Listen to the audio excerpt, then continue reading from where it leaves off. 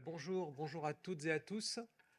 Donc Paul Cotu, je suis oncologue médical ici à Curie. Je m'occupe beaucoup de cancer du sein. Donc, quoi qu'ait dit Aurélie tout à l'heure, je vais quand même plus vous parler de cancer du sein en tant qu'exemple en fait sur lequel s'appuyer pour traiter ce qui m'a été demandé de vous traiter, qui est la notion de risque, hein, qui est une notion absolument fondamentale puisque c'est elle qui gouverne en fait l'évaluation initiale et la prise en charge initiale d'un cancer. Et vous allez voir qu'il y a un certain nombre de redites par rapport à tout ce qui vient d'être discuté. Donc, je pense que ça va un peu permettre d'approfondir, compléter un certain nombre de notions. Et puis, bien sûr, on pourra les rediscuter après.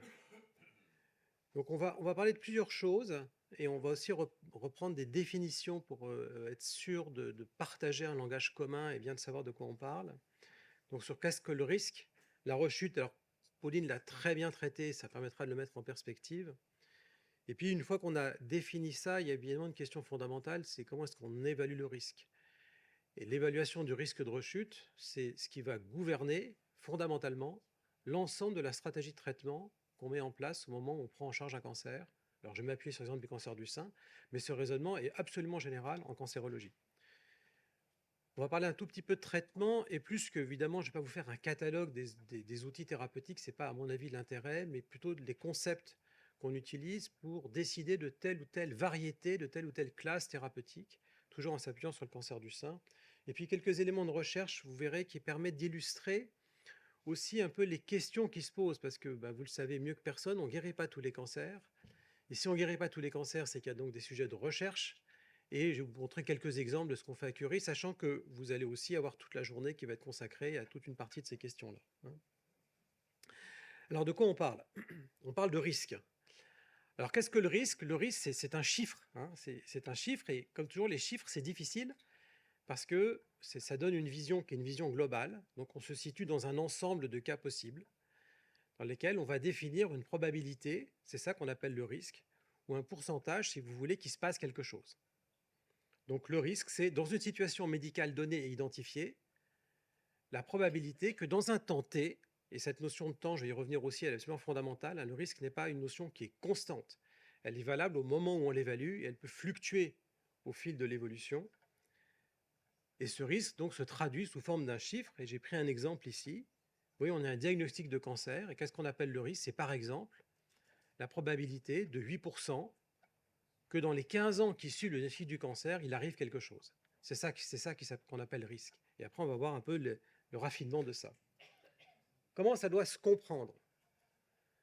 Donc, il faut vous imaginer que la vision que nous avons, nous, d'un patient ou d'une patiente qui a un cancer, c'est une vision qui se situe avec une projection temporelle extrêmement longue, et que finalement, notre travail, c'est d'essayer d'évaluer la probabilité qu'il se passe quelque chose ou pas dans les 5, 10, 15, 20 ans qui vont suivre le diagnostic initial.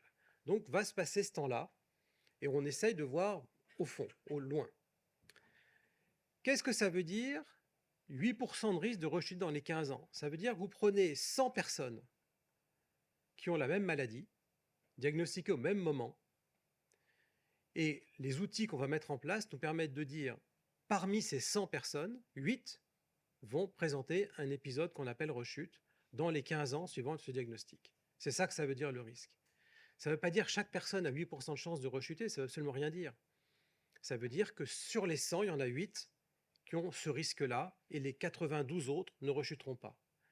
Et donc toute la difficulté que nous avons, c'est précisément identifier ces 8 parmi les 100 pour les traiter comme il faut, ni surtraiter ni sous-traiter, et ne pas surtraiter ou sous-traiter non plus d'ailleurs les 92 autres, à condition de les prendre en charge correctement.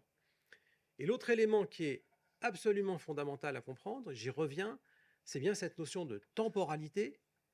C'est-à-dire que le risque, c'est quelque chose qui est dans le temps. Et vous voyez, là, j'ai mis 8 flèches rouges, comme ça, de manière un peu aléatoire, dans les 15 ans suivant le diagnostic. Et sur les 8 personnes ici considérées, il y en a une qui peut rechuter dans les 6 mois à 2 ans, c'est ce qu'on appelle la rechute précoce, de manière un peu arbitraire, 5 ans, 10 ans, 15 ans. Et ça dépend bien sûr du cancer en question en général et de la variété de cancers à laquelle on a affaire, évidemment, dans un cancer donné. Alors ça, on l'a dit plein de fois, mais je le redis, rechute récidive, c'est pareil, hein. Donc c'est simplement l'apparition d'un nouvel événement d'ordre cancérologique liées au cancer qui était présent avant. Et la certitude que c'est lié au cancer qui était présent avant, c'est ce qu'on a vu tout à l'heure, c'est la biopsie. C'est le prélèvement qui va nous dire ce qui se passe dans le poumon, ce qui se passe dans l'os, c'est pareil que ce qui se passait dans le sein ou dans le rein ou dans le côlon 6 mois, 1 an, 5 ans, 10 ans auparavant. C'est la même maladie. C'est ça qu'on appelle rechute. Ou récidive, c'est la même chose. Hein. Cidive, cid, le radical cid, ça veut dire tomber en latin. C'est la même chose, hein, c'est pareil. Donc rechute, récidive, retomber. La maladie revient en définitive, c'est bien ça que ça veut dire. Donc tout ça, c'est d'un mot générique pour parler exactement de la même chose. Il n'y a pas vraiment de nuance finalement entre tout ça. La nuance, on l'a dit et je le redis de nouveau, parce que c'est très important. On différencie, en particulier pour les cancers du sein, mais c'est certainement pour d'autres modèles de cancer aussi, ce qu'on appelle les récidives locales ou loco-régionales, c'est-à-dire le sein traité, l'autre sein, les ganglions de voisinage. Et Pauline vous a bien rappelé la nuance très importante qu'il y a entre l'atteinte ganglionnaire de voisinage dans le cancer du sein et l'atteinte à distance, ça n'est pas du tout la même chose. Donc la récidive locale qui est pénible, mais en général tout à fait curable. Et la maladie métastatique, donc métastatique, c'est une maladie qui se tient à distance. Hein, c'est bien, il faut bien, à distance et d'autres organes. Les ganglions de voisinage, c'est l'organe local, c'est la maladie locale. L'autre organe, le poumon, l'os, le foie, le cerveau, ce que vous voulez, c'est à distance, c'est ça qu'on appelle métastase. Avec, vous voyez, une signification sémantique profonde. Il s'agit bien de se tenir à côté, à distance, avec un épisode qui est souvent, parfois grave. Qu'est-ce que ça veut dire métastase? Ça veut dire ça. Ça veut dire qu'on a des images de scanner. Paul nous a montré un poumon, je montre du foie, du cerveau, de l'os, de la plèvre. Bref, tous organes possiblement atteints par à peu près tous les cancers dans des proportions variables selon les affinités d'un cancer et l'autre. Et vous voyez qu'en parlant du cancer du sein, je ne vous montre pas d'image de sein. On est bien dans d'autres situations que le sein. Et donc, une fois qu'on a à peu près compris ces éléments conceptuels absolument fondamentaux, la question qui vient après, finalement, et qu'on connaît l'histoire naturelle d'une maladie, c'est comment est-ce qu'on va évaluer la probabilité qu'une personne, finalement, appartienne à C8 ou n'appartienne pas à C8. Et si jamais elle appartient, comment est-ce qu'on va essayer de la faire basculer du côté sympathique de la force, c'est-à-dire ne pas rechuter. Et donc la première étape pour ça, c'est évaluer ce risque. Comment on fait? Alors, exemple pratique du cancer du sein, mais encore une fois, c'est vrai pour à peu près tous les cancers. Il y a trois domaines fondamentaux quand on évalue cette notion de risque. Le premier, c'est un domaine anatomique. Vous voyez, c'est la fameuse classification TNM, T tumeur, N nœud ganglionnaire, lymph nodes en anglais, et M pour métastase. Donc cette notion de volume tumoral, de taille, d'atteinte des ganglions, quand on fait de la chirurgie et de la limite chirurgicale, les berges d'exérèse, et ce qu'on appelle la marge, c'est-à-dire la distance entre la berge, donc le bord externe, et la tumeur, donc cette distance est importante. Donc cette notion de volume tumoral est extrêmement importante parce qu'elle gouverne, enfin, elle fait partie des éléments qui vont gouverner et permettre d'évaluer ce risque de rechute. Intuitivement, on peut très bien comprendre qu'une tumeur de 2 mm, c'est moins de chances de rechuter qu'une tumeur qui fait 20 cm. C'est intuitif, mais il se trouve que c'est vrai. C'est globalement vrai. Ce n'est pas toujours vrai, évidemment, sinon ça serait trop simple, mais c'est globalement vrai. Et donc ce diagnostic anatomique qui est porté par l'imagerie, par la chirurgie quand c'est le premier acte thérapeutique, et qui donc a aussi un rôle de diagnostic, hein, la chirurgie a souvent aussi un rôle de diagnostic, pas que thérapeutique, permet de capturer ces notions d'anatomie tumorale et de volume tumoral qui sont extrêmement importantes. Deuxième chapitre, qui est tout aussi fondamental et qui est équifondamental. La taille, c'est important, la biologie tumorale, autrement dit la variété et les caractéristiques intimes du cancer auquel on a affaire sont tout aussi fondamentales. En matière de cancer du sein, il y a quelques paramètres clés, comme le grade, mais qui n'est pas spécifique au cancer du sein. Le grade, c'est l'outil qu'on utilise pour comparer l'architecture normale. Pauline vous a parlé d'architecture tissulaire tout à l'heure. Comment on sait que c'est du sein et pas du poumon et pas du pancréas? Parce que les tissus n'ont pas la même tête au microscope. Donc ça, c'est l'architecture tumorale et je vais vous montrer un ou deux exemples. Donc ça, et on peut utiliser ça pour regarder cette notion de grade. Donc en gros, est-ce que c'est plus proche du tissu sain, pas du tout proche, un peu proche, et donc il y a une échelle comme ça. Deuxième point très important, la prolifération. Qu'est-ce que c'est la prolifération? La prolifération, c'est la proportion de cellules qui se divisent. Un cancer, c'est constitué de cellules cancéreuses et de cellules non cancéreuses. Et dans ces cellules cancéreuses, vous avez des cellules qui se divisent et d'autres qui ne se divisent pas. Et ça se regarde et c'est assez facile à faire, on le fait en routine. Et donc la proportion de cellules cancéreuses qui se divisent, c'est ça qu'on appelle la prolifération. Là aussi, intuitivement, on comprend bien. Plus il y en a, moins bon c'est. C'est globalement vrai, c'est pas toujours vrai, parce que des fois c'est puissant comme facteur pronostic, des fois ça ne l'est pas, ça dépend du contexte. Donc tout n'est pas vérité d'évangile, tout est à contextualiser dans la situation individuelle dans laquelle nous sommes. Pour le cancer du sein, récepteur oestrogène, récepteur progestérone, récepteur HER2, pour celles ou ceux qui sont touchés par cette maladie, il y en a beaucoup à Curie, sont des critères absolument clés parce que ça permet la classification tumorale, ça gouverne le pronostic et ça gouverne aussi les décisions thérapeutiques, je vais vous l'illustrer. Et puis il y a d'autres paramètres plus récents, comme la notion d'infiltrats lymphocytaires. Les lymphocytaires, c'est une catégorie de cellules de l'immunité. Pauline vous a parlé d'immunothérapie tout à l'heure. On commence à mesurer aussi cette capacité du cancer à attirer ou pas la réponse immunitaire, et parfois, ça n'intéresse pas toujours. Et tout ceci, ça se trouve résumé dans un compte-rendu médical, qu'on appelle le compte-rendu d'anatomopathologie, que vous nous entendez dire ANAPAT. Donc le compte-rendu d'ANAPAT, c'est quoi? C'est le document qu'on vous remet en général, en tous les cas j'espère qu'on vous le remet, et si on vous le remet, j'espère qu'on vous l'explique, qui comprend tous ces éléments, la taille, les ganglions, le gras, les récepteurs, l'infiltrat, et patati et patata, sachant que le patati et patata, ça c'est pour le sein, mais il y a d'autres critères pour le côlon, le poumon, etc. Et donc ça c'est fondamental. Le compte-rendu d'ANAPAT, c'est le, si vous voulez, c'est le cœur du réacteur en fait, d'un dossier de cancérologie. Il y a bien sûr l'imagerie et tout ça, mais le compte-rendu d'ANAPAT, c'est parce que c'est ça qui nous dit voilà ce que vous avez comme maladie. Et donc voilà les éléments sur lesquels nous allons nous appuyer pour évaluer le risque de rechute et donc les traitements qui vont venir derrière. Et puis enfin, il y a une dernière dimension qui est fondamentale, c'est qui vous êtes. Et évidemment, 25 ans, 50 ans, 70 ans, malade, pas malade, seul, pas seul, accompagné, je travaille pas, etc., etc., etc., c'est absolument fondamental. Je suis un homme, je suis une femme, blablabli. On ne peut pas s'en passer, et en fait, on le fait de manière implicite et pas toujours verbalisée finalement, mais soyez bien persuadés qu'en définitive, dans les décisions qu'on prend, c'est souvent l'élément prioritaire. Évidemment, on ne va pas forcément traiter de la même manière une jeune femme de 25 ans, un adolescent de 15 ans et un monsieur de 95 ans qui a plein de pathologies, même si la maladie est la même, parce que la maladie peut être la même, et évidemment, ces paramètres-là sont absolument fondamentaux. Alors, pour aller un petit peu plus loin, ce qu'il faut bien que vous entendiez aussi, c'est que le discours que je vous fais là est un discours un peu conceptuel général, mais la résolution à l'échelon individuel se fait à l'échelon individuel. Il y a l'hétérogénéité de chacun et chacune d'entre nous, il y a l'hétérogénéité tumorale. Il n'y a pas plus variable qu'un cancer. Chez un même individu, à un moment donné, chez un même individu, au fil du temps, et évidemment d'un individu à l'autre. Quelques exemples. Regardez la colonne de gauche. La colonne de gauche, ce sont donc des coupes de microscope. Donc vous voyez, il y a du rose, du blanc, du violet. Qu'est-ce que c'est ces trucs-là?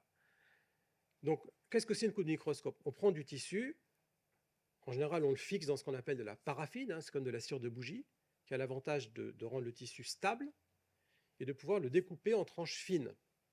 Donc, tranches fines, c'est en général 4 microns. Et ça, c'est pourquoi on fait ces tranches fines? Parce que ça laisse passer la lumière. Et donc, c'est comme ça, le microscope, c'est de la lumière. Et on peut mettre dessus des colorations variées. Vous voyez, à gauche, c'est plutôt du rose. Au milieu, là, vous avez plutôt du marron. À droite, il y a des espèces de colorations bleues, etc. Et donc, ces colorations variées vont nous permettre de capturer précisément les différentes composantes auxquelles je faisais allusion tout à l'heure, comme le grade, les récepteurs aux hormones, vous voyez là, HER2, Ki67, qui est l'indice de prolifération qu'on utilise dans les cancers du sein et d'autres cancers. Bref, tous outils qui sont utilisés pour regarder la variété de cancers à laquelle on a affaire. Et quand vous regardez de nouveau la cellule de gauche, la colonne de gauche, vous voyez que là, c'est 4 cancers du sein différents. Tout ça, ça s'appelle cancer du sein.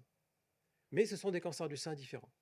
Vous avez un cancer lobulaire, vous avez un cancer mucineux, un cancer trabéculaire, peu importe, mais qui sont des éléments importants, là aussi, pour savoir à quoi on a affaire. Et tout ceci est associé, plus ou moins, en fonction des autres paramètres associés, au risque de rechute. Et ça a été bien souligné et conforté depuis maintenant un peu plus de 20 ans par ce qu'on appelle les analyses moléculaires. Alors vous allez comprendre tout de suite à quoi ça sert, où l'idée est de dire, au-delà de ces quelques cellules et quelques marqueurs, là vous voyez, j'ai 3-4 colorations, après tout, c'est pas énorme quand même, eh bien, on a des techniques qui nous permettent d'apprécier à peu près 50, 100, 200 paramètres simultanés dans les cancers, et qui nous permettent plusieurs choses. La première étant de comprendre biologiquement quelles sont les différentes variétés de cancers auxquels on a affaire. Et pour les cancers du sein en particulier, on voyait qu'on a des types qu'on appelle basal, RBB2, normal, luminal, etc., qui sont des éléments clés pour, là aussi, différencier les cancers du sein les uns des autres, apprécier leur pronostic et donc adapter les traitements. Et ça se traduit dans les comptes rendus ANAPAT, couplé aux résultats qu'on a vus de marquage immunohistochimique, par un diagnostic qui est porté sur la variété de cancer, le degré d'expression des récepteurs, l'expression éventuellement de CK, c'est-à-dire cytokératine, d'autres paramètres qu'on peut apprécier. Bref, toute une batterie d'éléments de diagnostic qui vont nous permettre de préciser le pronostic, c'est-à-dire le risque de rechuter. Un pronostic, ça veut dire quoi? Ça veut dire savoir avant. Hein. Prognose, c'est je sais avant que ça se passe. C'est ça le pronostic. Diagnostic, je connais au travers, donc je sais à quoi j'ai affaire. Pronostic, je sais à l'avance. Et pronostic, ça veut dire évaluer le risque de rechute. Et tout ça se traduit par un certain nombre de critères qui vont finalement, en gardant l'exemple des cancers du sein, nous permettre de classer les situations en 3 catégories, qui sont des situations à bas risque de rechute, c'est la colonne de droite, des situations à haut risque de rechute, c'est la colonne de gauche, et puis des situations intermédiaires où éventuellement on fait des tests additionnels pour essayer de reclassifier schématiquement au risque bas risque, puisque ça a des implications thérapeutiques majeures derrière. Ce que vous devez entendre aussi, c'est que ce que je vous ai raconté là, jusqu'à présent, est vrai sur la tumeur au départ. Donc on fait un diagnostic, on fait une biopsie, éventuellement on opère, et on récupère toutes ces informations-là, encore une fois, biologie, taille, patient. Là où les choses bougent un peu, et alors m'en veuillez pas si ça devient un peu technique, mais vous devez l'entendre, parce que les évolutions existent, parce que les concepts changent avec le temps, et Dieu merci. Ce qu'on a mis en place depuis maintenant assez longtemps dans certains cancers du sein, et qui existe aussi dans d'autres cancers, le rectum, certains sarcomes, etc., est une approche tout à fait différente qui consiste à dire, j'ai une tumeur qui par définition a un risque de rechute, par définition, ce risque il est faible ou il est élevé, mais il existe. Et pour essayer d'évaluer de manière un peu plus fine le pronostic et éventuellement essayer d'évaluer la pertinence de tel ou tel traitement, au lieu d'enlever la tumeur, je vais la traiter avec des médicaments, radiothérapie, peu importe, mais en la laissant en place et en voyant ce qui se passe sous traitement. Et donc je me retrouve dans une situation où j'ai la tumeur au départ, une phase thérapeutique et un résultat à la fin. Et ce résultat à la fin, probablement, et dans certains cas absolument certainement, nous permet d'avoir une évaluation du pronostic et donc du risque de rechute qui est plus fine que celle qu'on pourrait avoir au départ. Donc c'est ce qu'on appelle le traitement adjuvant, néoadjuvant ou préopératoire. Et donc l'idée, c'est d'évaluer comment une tumeur répond ou se modifie face à un traitement donné. Et c'est ces modifications qui vont être utiles. Et donc ça nous conduit à un certain nombre de critères d'évaluation additionnels, donc toujours d'évaluation du risque, on parle toujours de la même chose. Au-delà de tout ce que je vous ai raconté, encore une fois, la tumeur, la biologie, le patient, et bien là on va rajouter des critères tumoraux, cliniques radiologiques, biologiques, histologiques par exemple, diminution de la prolifération, exemple, les récepteurs hormonaux qui peuvent varier, exemple du cancer du sein. Autrement dit, la dynamique, si vous voulez, moléculaire, biologique sous traitement, elle aussi est informative et on verra tout à l'heure quelle importance ça peut avoir. Donc en résumé, et avant d'aborder progressivement les traitements, et pour répondre à la question qui m'était posée, le risque de rechute, donc il est évalué par, bien sûr, des critères individuels, l'âge, les comorbidités, l'histoire personnelle, encore une fois, c'est fondamental.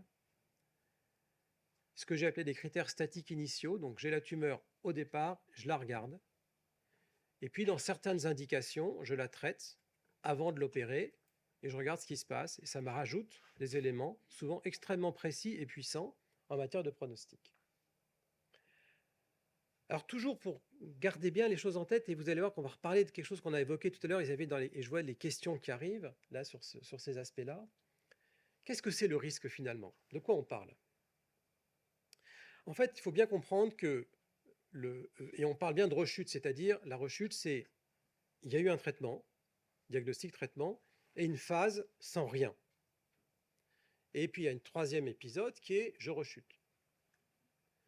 Et c'est ça qui va nous intéresser, c'est ça qu'il faut comprendre. Et donc, il y a deux composantes qu'il faut bien entendre et que nous avons encore aujourd'hui, biologiquement, scientifiquement, du mal à aborder.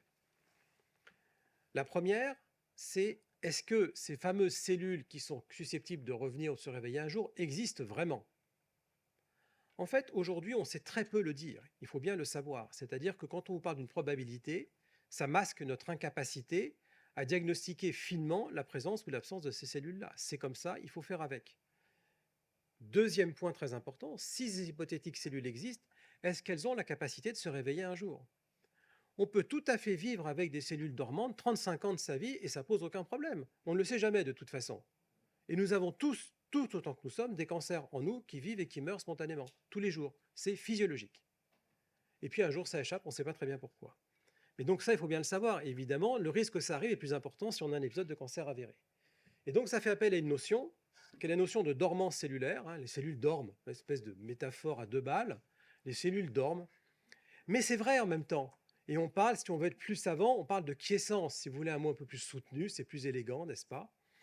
Et donc, on traverse finalement la question de la phase initiale. Vous voyez la courbe qui est élevée là, c'est quand il y a le diagnostic. Hein, et on palpe quelque chose, il y a quelque chose au scanner, machin truc. On fait un traitement, pouf, il n'y a plus rien, ou censément plus rien. Donc, c'est la petite ligne bleue pointillée qui dit il n'y a plus rien ou presque plus rien. Ou plus rien chez une majorité de patients. On ne sait pas toujours très bien lesquels, mais un peu quand même. Et puis, ça se réveille quelques mois, quelques années, quelques décennies plus tard. Et cette notion, et ça Pauline l'avait évoqué, n'est pas la même dans tous les cancers. Hein. Donc la notion de latence, c'est très important que vous l'entendiez parce que quand on parle de haut risque ou de bas risque, qu'est-ce que c'est un cancer haut risque ou à bas risque? Cette notion a varié avec le temps. Historiquement, le haut risque, c'était le risque de rechute précoce. En fait, moi je suis assez embarrassé avec cette notion. Il y a des risques de rechute précoce, il y a des risques de rechute tardive, je ne sais pas ce qui est haut et élevé. Et ça, c'est une notion qui est assez subjective. Il peut y avoir des risques de rechute précoce, mais qui ne sont pas fréquents, et de rechute tardive qui sont plus fréquents. Qu'est-ce qui est haut et élevé là-dedans? Je pense que chacun, finalement, jugera. Mais nous, ce que nous devons faire, c'est essayer d'évaluer pour chaque personne, finalement, ce risque de latence longue ou plus courte. Vous voyez, le sein, il y a des différences, par exemple, sur les récepteurs aux hormones. La prostate, qui est la deuxième, c'est une maladie qui a la capacité de rechuter très longtemps après. Le côlon, c'est un peu intermédiaire. Le poumon, c'est beaucoup moins sympa. Hein, rechute plus précoce. Et donc ça dépend aussi du type de cancer auquel on a affaire. Et à l'intérieur d'un cancer donné, vous avez des cancers du sein, par exemple, qui vont rechuter rapidement et d'autres qui vont rechuter tardivement. Et ça dépend de la biologie tumorale et puis du hasard. Alors comment on fait en face de tout ça? Donc, parce que bien sûr, il s'agit bien de traiter.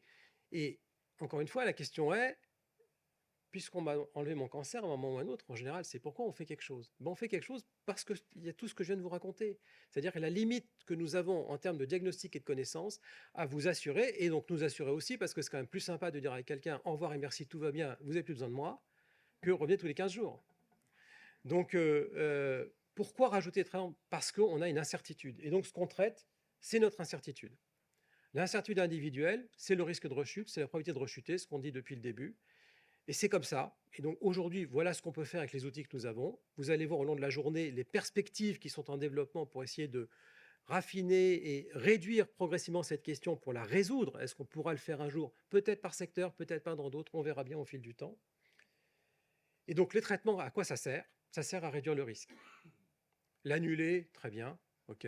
Bon, on peut croire en Dieu, mais l'idée, c'est de le réduire. Et puis on verra bien ce qui se passe.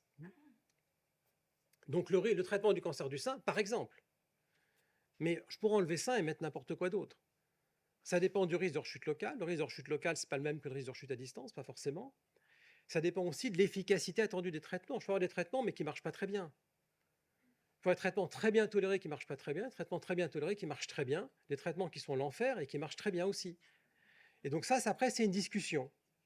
Donc ça dépend. Alors j'ai mis la patiente, vous ne m'en voudrez pas, il y a plus de femmes qui ont des cancers du sein que les hommes. Vous ne m'en voudrez pas. Contre-indication, souhait, attente, tolérance. Donc ça, c'est de la discussion individuelle qui fait le choix thérapeutique in fine et la manière qu'on va avoir de bâtir ensemble une stratégie de traitement dont on considère qu'elle est la plus adaptée en termes d'indication oncologique et la plus adaptée en termes d'acceptabilité et de faisabilité chez une personne donnée. Pour le cancer du sein, voilà comment ça se passe. Eh bien, donc, on a défini nos risques, hein, les berges, la taille, le grade, l'âge, les récepteurs et machin. On va discuter du traitement local. Qu'est-ce que je fais du sein? Je le garde, je l'enlève. Qu'est-ce que je fais des ganglions? J'y touche un peu, je fais un ganglion sentinelle, je fais un curage ganglionnaire. Toutes discussions qui sont menées avec les chirurgiens. Même question pour la radiothérapie. Donc ça, c'est le volet, je vais traiter localement la maladie, ou loco-régionalement, mais je parle du sein, je pourrais dire la même chose pour le côlon, pour les ovaires, pour le poumon, etc. C'est toujours le même raisonnement. Et puis à côté de ça, est-ce qu'il y a des médicaments, donc traitement général ou systémique, vous entendrez plusieurs mots qui disent la même chose, que je dois ajouter à ces éléments-là, toujours avec comme objectif, la guérison, ça veut dire quoi? Ça veut dire avoir le risque de rechute le plus faible possible. Hein. HER2, il me faut des anticorps contre HER2. Les récepteurs hormonaux, il me faut de l'hormonothérapie, hein, c'est assez logique, ça marche très bien.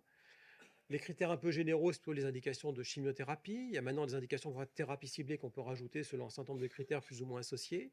Et donc, on va faire comme ça, on va cocher dans notre catalogue thérapeutique ce qu'on pense être adéquat pour la situation qui est donnée devant nous. Comment ça se traduit de manière opérationnelle? Et j'ai bientôt fini.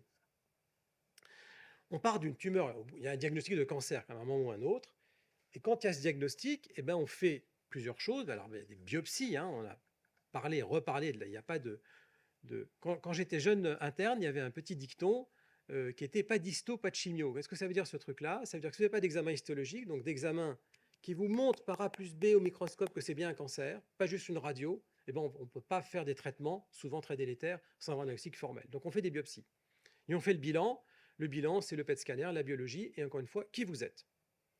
Et là-dessus va avoir lieu une discussion de RCP, réunion de concertation pluridisciplinaire, les oncologues, les chirurgiens, les radiothérapeutes, les biologistes, les généticiens, les pathologistes, et j'en passe, pour dire, écoute mon gars, soit on fait de la chirurgie, voilà, on va enlever la tumeur, très bien, soit au contraire, on va faire un traitement néoadjuvant. Je vous l'ai dit tout à l'heure, on va traiter la tumeur en place et voir ce qui se passe, et puis après ça, on opère. Donc de toute façon, au bout d'un moment, en général, autant que possible, on opère. Il y a des cancers qu'on n'opère jamais, mais la plupart, si on peut, on les opère. Et donc, il y a une deuxième anapathe, puisqu'il y a une chirurgie. Et puis donc, une deuxième RCP, qui va réévaluer l'ensemble des critères. S'il y a une chirurgie première, quelle différence il y a entre la tumeur et la biopsie, par exemple? S'il y a un traitement préopératoire, quel est le résultat final de ce traitement sur différents critères en plus des critères conventionnels? Et ça va nous permettre de dire, il faut ou pas un traitement médical supplémentaire, de l'herceptine, de la chimio, de je sais quoi. Il faut faire ou pas de la radiothérapie. Et puis, pour les cancers du sein et par exemple les cancers de prostate aussi, est-ce qu'il faut faire de l'hormonothérapie, par exemple, ou autre chose?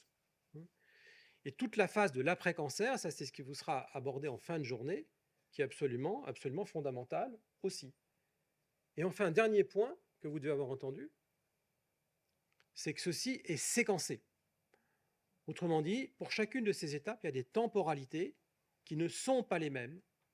Et la prise en charge, elle se fait par séquences, certaines un peu courtes, qui vous sembleront souvent trop longues, mais on a en général le temps, et la sécurité passe aussi par un certain temps de discussion, de réflexion et de prise de décision apaisée, plutôt dans la pseudo-urgence.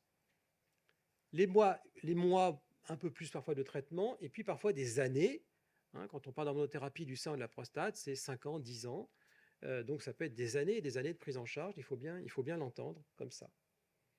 Pour conclure, juste ces deux petits exemples qui vous montrent un peu comment on peut avancer et réfléchir dans les traitements. Alors, c'est l'exemple de cancer du sein, je suis désolé, mais vous avez vu, j'ai fait 3 colonnes, néoadjuvant, adjuvant, puisque donc il y a toujours ces questions, je fais le traitement avant ou après. Et puis des questions plus transversales, donc qui ne concernent pas forcément un type de cancer donné, mais plutôt la prise en charge globale du cancer en général. Ce qui est grisé, c'est pour la maladie métastatique elle-même, qui n'était pas forcément le sujet du jour. Néoadjuvant, vous voyez que j'ai 3 petites couleurs. Là, c'est des questions de stratégie, c'est-à-dire, autrement dit, là, c'est les questions qui sont posées, c'est quel type de médicaments préparatoires, est-ce que je fais des biopsies avant pour évaluer la réponse, pour réduire la chirurgie, ou est-ce que le vert, c'est plutôt des approches d'immunothérapie, donc des nouveaux médicaments que je vais tester, évaluer sur une tumeur en place. Adjuvant, vous voyez des choses nouvelles. Alors, EMBER-4, c'est de nouvelles hormonothérapies. ORTC, BCG et Flamingo, c'est des essais de vaccination antitumorale. Romance, un essai de désescalade de radiothérapie, donc question tout à fait différente. Tropion, c'est au contraire un essai où on va escalader la chimiothérapie pour des patientes qui ont un traitement préopératoire et chez qui ça n'a pas marché. donc on va renforcer le traitement, ce qu'on n'aurait pas pu faire si on a fait la chirurgie d'abord. COVAR, c'est une étude de génétique, on va regarder les variants associés au risque de cancer. Granifit, c'est une étude d'état général et d'activité physique chez les personnes âgées, très important, hein, le maintien de l'activité physique, etc. etc. J'aurais pu, vous voyez, donc toutes ces dimensions qu'on peut explorer pour répondre finalement à chacune des questions qui peut se poser à chacune de ces étapes. Voilà, je vous remercie de votre attention.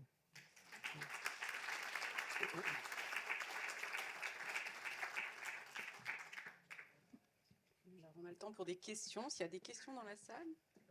Ah.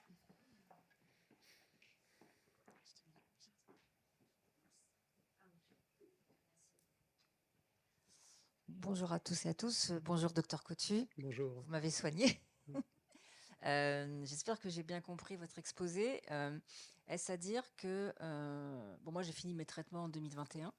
Je souhaite savoir si justement il va y avoir une action proactive pour les personnes que vous détectez, excusez-moi, qui ont justement un risque majeur de récidive, et sur quel échantillon, c'est-à-dire à partir de quelle année vous allez, entre guillemets, pousser cette étude.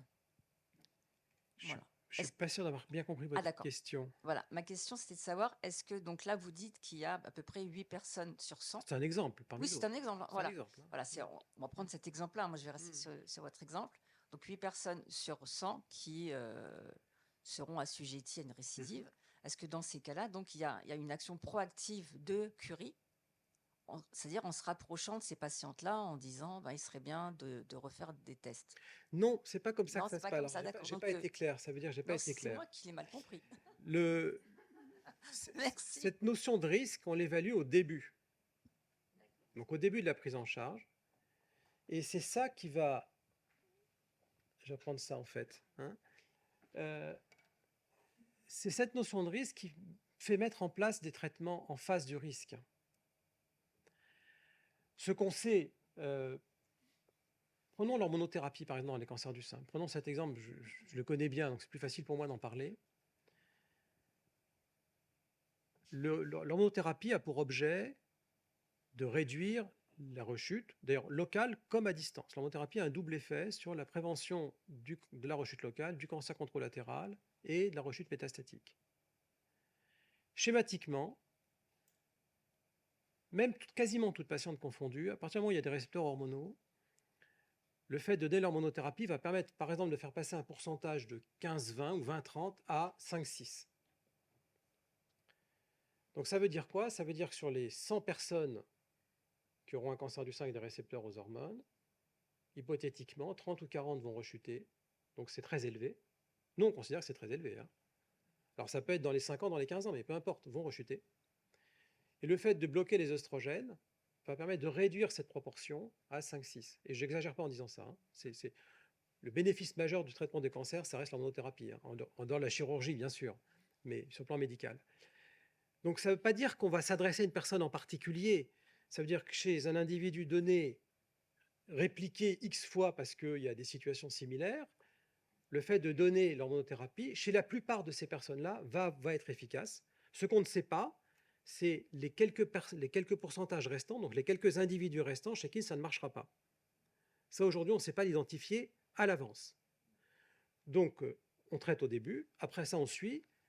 Je pense que votre question, c'est plutôt finalement comment on surveille. Alors, ça va être beaucoup des exposés suivants.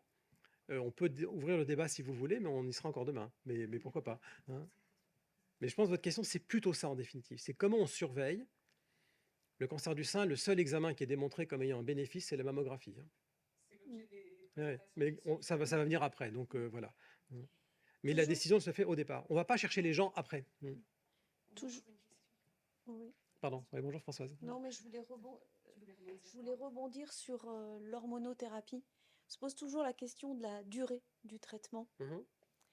Pourquoi 2 ans? Pourquoi 5 ans? Pourquoi arrêter à un moment donné? Alors, on va faire quelle est l'importance de le prendre? Là, l'importance, elle est fondamentale. Voilà. La durée arbitraire et pas arbitraire, c'est-à-dire que juste en tout petit historique, l'hormonothérapie, ça a des 70, hein, ça a commencé donc il y a bien longtemps, un peu par hasard, enfin bon, On fera une autre conférence là sur le sujet, c'est très rigolo et très intéressant sur l'hormonothérapie. Mais enfin, schématiquement, on sait faire depuis 50 ans, à peu près. On sait faire, c'est-à-dire on a les médicaments, on sait les manier. Les durées ont été évaluées progressivement. On a testé 1 an, 2 ans, 5 ans, 10 ans. Et puis progressivement, disons à peu près années 90-2000, on est arrivé à une espèce de maturité en disant 5 ans, c'est le bon rapport bénéfice-risque. Voilà. Ça, c'est une première étape. Donc 5 ans, espèce de dogme comme ça. Alors pourquoi 5 ans? On vit dans un système décimal, on a 5 doigts, enfin ce que vous voulez faire. Peu importe, mais c'est gros de ce niveau-là. Mais pas que. Parce que, historiquement, les premières études de prolongation étaient plutôt négatives. Et puis, de nouveaux médicaments sont arrivés, on sait mieux évaluer les gens, on sait mieux les surveiller. Et donc, on connaît mieux les patientes qui ont un risque tardif de rechute. Et donc, ce qui a été montré, c'est que prolonger au-delà de 5 ans, dans certaines situations, est bénéfique jusqu'à un certain moment, qui est quelque part entre 7 et 10 ans. Ça ne veut pas dire qu'il ne se passe rien après. Ça veut dire que le risque résiduel, une fois qu'on a passé ces 10 années, est tellement faible que montrer un bénéfice est extrêmement difficile et qu'on arrive aussi pour des traitements très prolongés à une relation entre le bénéfice attendu et le risque toxique. Alors, il y a le côté douleur et tout ça, mais les gens qui prennent 10 ans, en général, ils supportent bien. Donc, le risque toxique potentiel, cardiovasculaire, osseux, on ne sait pas très bien, qui est faible, mais pour un bénéfice qui est faible, du coup, là, il y a peut-être un petit déséquilibre qui se met en place. Donc après, c'est une décision qui est totalement individuelle. Donc il n'y a pas de règle là-dessus. Il y a des facteurs de risque de rechute à long terme. Donc dans ma petite flèche initiale, c'est plutôt les flèches rouges de droite qui vont nous concerner. Donc ça, on a des éléments pour dire ça. Donc on va proposer de prolonger, acceptation, tolérance, etc. Et puis au bout d'un moment, on s'arrête parce qu'on n'attend plus de bénéfices, qui est quelque part entre 7 et 10 ans. Oui.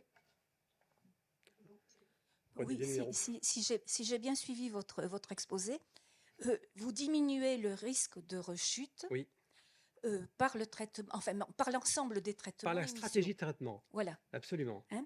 Par contre, c'est effectivement, ça ne veut pas dire qu'on la diminue complètement. Non, voilà. C'est vrai. Et justement, c'est après le suivi en fonction justement des risques initiaux de rechute que l'on peut avoir. C'est le risque initial corrigé par le traitement. Oui, mais en fait, s'il y a un gros risque de rechute, c'est très important. C'est le risque initial corrigé par le traitement. Oui. Il y a le risque initial, bon, encore une fois, qui est un risque de population, qui n'est pas un risque individuel. Hein, c'est-à-dire que vous avez tant de chances d'appartenir à cette population. C'est ça que ça veut dire. Et ce risque, on le diminue par le traitement, alors, quand il peut être mené correctement. Et donc, ce qui va nous intéresser après, c'est ce que je disais à l'instant, c'est le risque résiduel. Donc, qu'est-ce qui vous reste comme risque? Autrement dit, quel est le bénéfice attendu du traitement? Autrement dit, quelle est la chance que vous avez de basculer dans les ronds foncés et pas rester dans les ronds clairs? C'est ça que ça veut dire. Et ça, on l'évalue, on le connaît, on connaît bien les bénéfices des différents traitements. Je peux vous faire un catalogue, ça n'a pas d'intérêt, mais il est chiffré. Il est chiffré, il est documenté dans la durée. Tout ça, on le sait très bien. Donc après, le suivi se fait, mais ce n'est pas tellement le risque de départ qui compte, c'est le risque à l'arrivée. Oui, mais justement, le suivi, c'est justement pour continuer et, comment dirais-je, diminuer ou essayer de retrouver le risque de l'arrivée. Non, c'est d'être plus faible. non, c'est d'être plus faible. C'est d'être beaucoup plus faible. C'est d'essayer de retrouver un risque de quelqu'un qui n'a pas eu de cancer, idéalement. D'accord. Dans les présentations qui suivent, on va traiter de cette question-là. Je n'ai pas su vous répondre, je suis désolé. Ouais.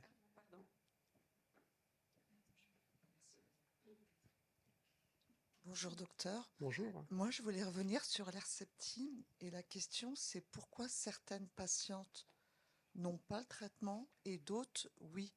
Parce que l'Herceptine est conditionnée uniquement par la présence en excès de ce gène qui s'appelle HER2 ou HERB2. C'est la seule situation où il y a un bénéfice démontré. C'est 15% des cancers du sein. Voilà. Chez les autres, ça ne sert à rien et ça a été testé. C'est ce qu'on disait tout à l'heure avec Pauline, si je peux me permettre. Bien sûr. On a beaucoup insisté sur la biopsie qui était faite et l'analyse de vos cellules. Et dans les cellules, on a parlé de récepteurs qui étaient à la surface. Ces récepteurs dépendent entre autres du gène aussi, présent ou pas, qui s'exprime ou pas. Et tout ce qui est à la surface des cellules, qui s'exprime, ça donne des cibles pour les médicaments. Donc si vos cellules n'ont pas de récepteurs hormonaux, si vos cellules n'ont pas ce gène-là, enfin je Oui, oui, raccourcis, c'est exactement ça. à ce moment-là, ça ne devient plus une cible de médicament, d'où l'importance de faire toutes ces analyses pour déterminer l'endroit, la taille, tout ce que vous ont expliqué euh, au cours des 2 présentations, pour vraiment, dès le départ, savoir votre traitement. Et c'est aussi ce qu'on a expliqué tout à l'heure avec Pauline, c'est que quand il y a une métastase, la cellule métastatique a pu évoluer, et à ce moment-là, la surface, c'est plus forcément le même traitement, il faut l'adapter parce que la cellule cancéreuse s'est adaptée au traitement que vous avez reçu jusque-là. D'accord. Pour compléter ça, quand on fait, vous voyez, ce type de coloration d'image microscope, ça a toujours 2 objectifs, hein. Je vais le redire pour que ce soit clair. Il y a un objectif de diagnostic, donc à quoi on a affaire. Et pour certains de ces paramètres peuvent aussi servir d'outils de décision thérapeutique. Alors, il y en a pas du tout, c'est que le diagnostic. Oui. Il y en a, c'est que la décision thérapeutique. Et puis, il y en a, c'est les 2 à la fois. Mais on recueille tout ça, diagnostic donc, et pronostic, gravité potentielle. Et puis, outils de décision, quel type de cancer? Alors, et donc, pour finir de répondre à votre question, HER2 égale Herceptine, d'autres, mais il y a des conditions extraordinairement précises, restrictives, mais utiles dans ces situations-là. C'est pour ça qu'on catégorise les personnes, au-delà de leur âge, etc., en fonction de leur tumeur. Catégorie Puis des après, tumeurs. De la catégorie de la tumeur. Des tumeurs. C'est ça? Regardez les Oui, tumeurs. oui, non, pardon. Ouais. Ouais. Ouais.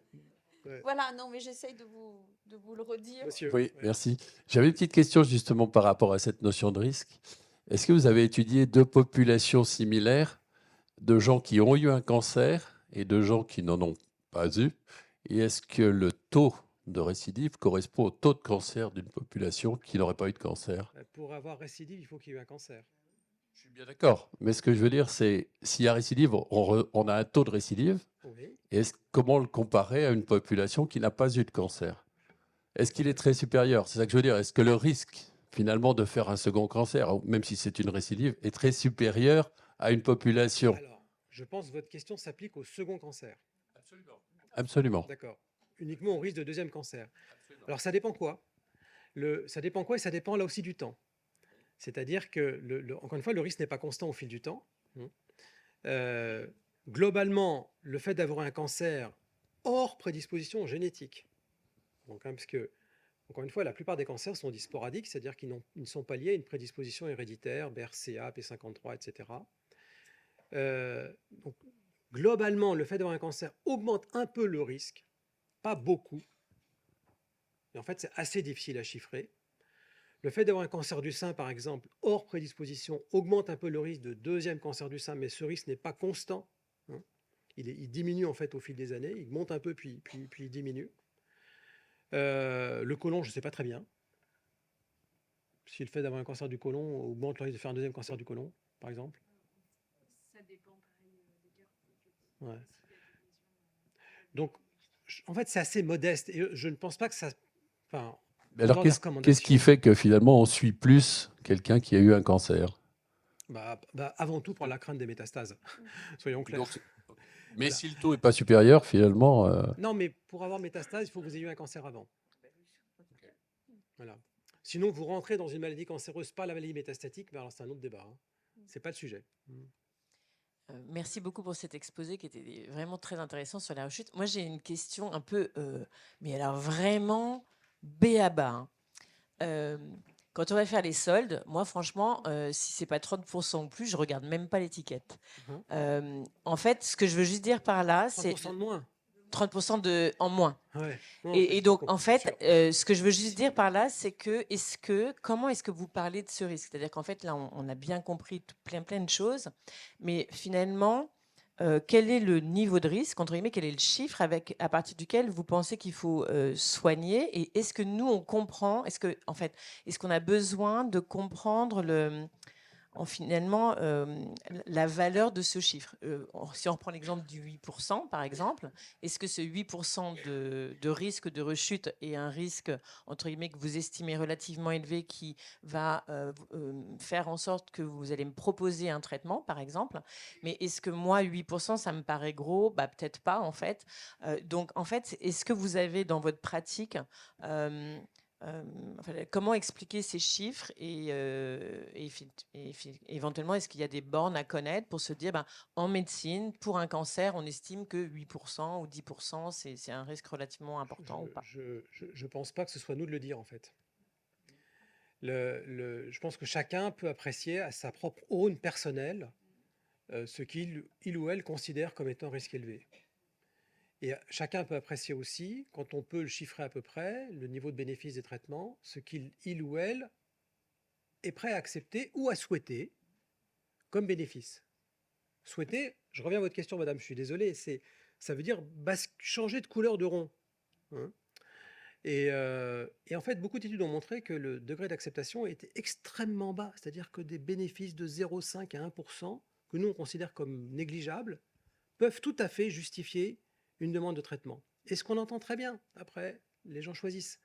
Donc je ne suis pas là pour dire, à mon sens, c'est très élevé. Alors oui, évidemment, 50% de rechute, c'est très élevé, mais c'est un truisme, enfin, voilà. Mais moi, je peux considérer que 8, en fait, 8, je considère que ce n'est pas très élevé, par exemple, si on veut prendre cet exemple-là précis. Mais vous pouvez considérer que c'est très élevé. Pour moi, c'est insupportable ce risque-là. Faites quelque chose, docteur. Et puis, je peux tout à fait entendre 8%, mais on s'en fout, on verra bien.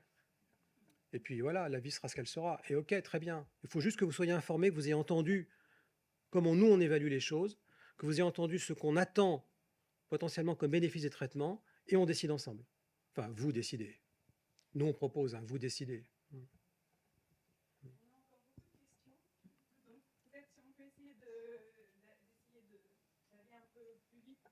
Ouais.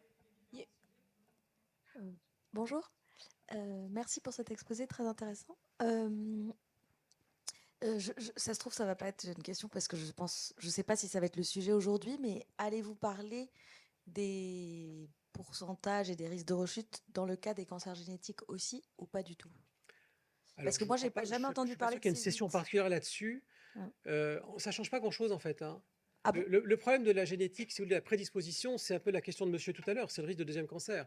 Qui n'est pas tout à fait la même chose que la rechute, si vous voulez. Oui, mais la rechute dans le cadre des cancers génétiques. Oui, mais si vous avez un deuxième cancer, différent du premier, c'est une deuxième maladie, vous remettez le compteur à zéro, si vous voulez. Parce que vous parliez dans votre exposé de, j'ai trouvé ça très intéressant, la dormance la cellulaire. Ouais.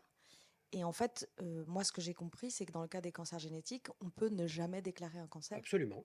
bien Et sûr. du coup, c'est assez intriguant. Enfin, Non, parce que la prédisposition, c'est simplement un événement moléculaire qui se passe dans des cellules qui les prédisposent à devenir cancéreuses, qui les prédisposent. Elles ne sont pas forcément cancéreuses, ces cellules-là. Elles peuvent le devenir un jour plus facilement que s'il n'y a pas de prédisposition. C'est ça que ça veut dire. Mais on peut tout à fait vivre toute la vie avec des prédispositions sans maladie. Ça veut dire que ça a été contrôlé par notre système immunitaire. Ça veut dire, je ne sais pas. Ça veut dire, alors moi, je suis bah pas voilà, généticien. bah, justement, est-ce que notre mode de Je ne suis vie, pas généticien pour un sou.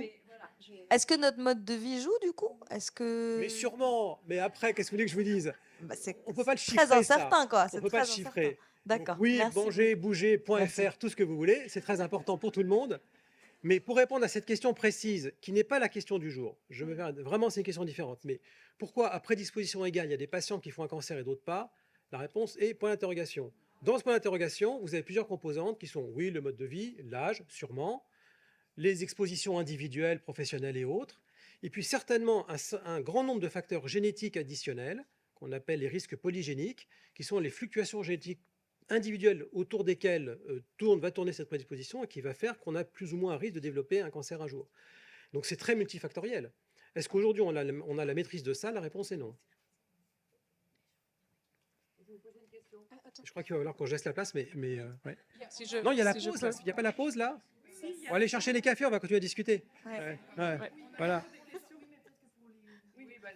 Non, mais allez-y Françoise, c'est pas... Ouais, d'accord. Là, il y a Ok, deux, trois d'accord. petites questions.